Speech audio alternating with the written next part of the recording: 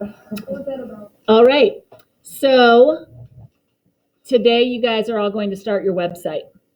We are going to start in our website folder.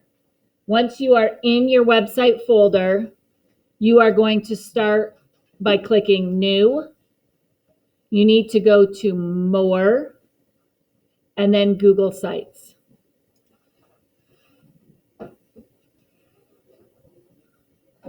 That's kind of cool. You had like the camera facing at you. Well, just did this. Once you open your Google site, all of your sites will look the same. In the upper left-hand corner, the first thing you're going to do is name your site. In this section, on your home page, you can modify some things. You can change the image. Google has a great selection of images. I actually like this one for earthquakes. I don't think it's actually a seismograph, but it looks kind of cool. So I could select that and it will change my banner. I also have the option of selecting an image from my drive. And in my folder, you all have images. I can grab that image. And I like that Google knows to fade it back a little bit so that that print will show. In order to change the print, just like anything else in Google, we click. We have options to change font size. We have options to bold, italicize, create a hyperlink if we wish. We might want our header to look different. We might just want a title. We might want the banner, a larger banner. We might want it to cover our entire page as that home page. I like the regular banner. After we have set up and named, we're going to add pages. And I will do this with you today. So you click on Pages. We already have the home page.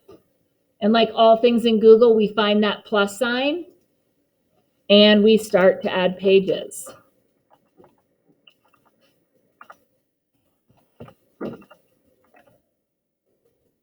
Characteristics, history. You don't have to use these words. You might have picked like Mount Vesuvius if you did volcanoes and you're going to tell the history of Mount Vesuvius and you want to put that there. That is fine. Just for the purpose of I'm going to spell something incorrectly and show you that here we can click Properties and we can fix the spelling. But notice when we fix the spelling here, it does not fix the spelling here. So then I would have to come over here and fix the spelling here as well. So we'll create all of our pages together. Here's where we do the good stuff. We're going to start inserting objects. Objects are all the different things we can add to our website. Here at the top are all of our basic objects. We can insert a text box, an image. We can embed video. We can pull a whole entire document in for our drive if we wish. I really like these layouts. You all already have your storyboards done. Some of your storyboards might already look like this. So you might be like, oh, this is perfect. I wanted 2 pictures with text under each. And then I want to add a text box. Noticing when I scroll, this object and this object are 2 different objects. I might decide that I want my text object above my layout. I just move it. I might decide, oh, actually, I didn't want this second box. I can remove it. I might come over here and I copy and pasted all my info into that text box. But then I decide, oh, I don't like it how it looks like this way. Okay, I'm going to click on my text box, resize it. I know I grabbed it when it's all 4. Oops. And I'm going to pull that text box down here. It got rid of that object and popped the text next to the video or next to the image. Now this is all one object. But then I get here and I was like, oh, I actually really didn't want to do that. Oh, why did I do that? Not a big deal, just back up. Lots of really great options. It's kind of hard to mess up because you can just go back, you can move things, you can throw away the entire object and start over. So now if I wanted to upload a picture, and we're going to talk about pictures, it was one of our big oops in this whole process. We will have an opportunity to talk about pictures after we've learned some really cool things today on how to fix it. So I'm going to, let's say, upload an image. It will take you to your downloads on a Chrome device. With this, it takes me to the desktop or documents or downloads on this actual computer.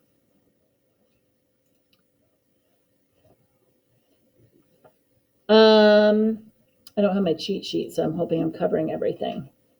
Underneath layouts, we're going to call all of these advanced options. Advanced options are only going to be used if you have all your content loaded. You literally are at a point in time that you could publish and submit, but you have a day left. And you're like, I have some time on my hands. I'm going to do some collapsible text. I'm going to add a table of contents. I want to put an image carousel. I've got all these extra pictures. How can I use them? But none of the advanced options are going to be touched until you're really at a point of publish, but you want to do a little more. I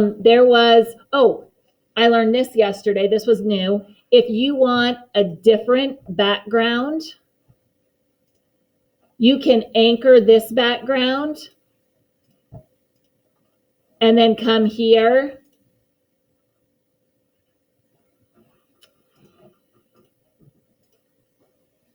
Having some little hiccups. And I could grab a different background. Now home is going to stay anchored. Characteristics will be like this. History is still on the original one. So then I'd have to anchor characteristics. It's only if you want your banner to change each time. Doesn't have to. Now, noticing with this, I really don't like how this banner washes out my menu, my page options. That's where themes come in. We can play around. That's a little better. There we go. Put an actual bar there. So I can play around with themes and it will change. So now I've got an emphasis. And with that, I can change the color. I can go in and pick any color I want. Lots of options there to modify. As you are working, especially on these smaller Chromebooks, you might start to get frustrated because characteristics, I've seen a lot of like the ICS or the CS go to a second line. So kids are sitting there and they're trying over and over again to change their font size so that'll fit. But don't mess around with that, because when we go to preview right here, and I suggest previewing all the time. Give it a look. Look what it looks like. All of a sudden you go into preview mode and it fixes it. So don't get really hung up in editing mode. Check out the preview mode. You will be graded on large screen computer layout mode. Just so you know, there is also tablet mode, well, it really messes it up, and phone mode really messes it up. But you're not going to be graded on those modes. So don't get overwhelmed. You're like, I can't edit. Where did it go? Just shut the preview. When you have published, you will have, this will be a live link. You will click that link it will give you a link and it will say copy link. You will copy the link and Mrs. Miller will provide a spreadsheet. Each of your names will be there with an empty slot and you will add your link to the slot. This is a lot of trust on Mrs. Miller's part. And I like her point. She said, I'm going to trust them till I can't trust them. Do not mess with anybody else's link. Leave everybody else's stuff alone. As you know, we can look at revision history. It would be a real downer on this whole project if somebody messed with somebody else's stuff.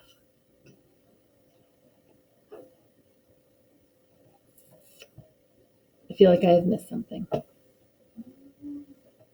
On the pages, how do you switch them order? Okay. When we are on pages, let's say I want my history before my characteristics. Just like objects, I can drag and drop. I can move anything where I want it to be.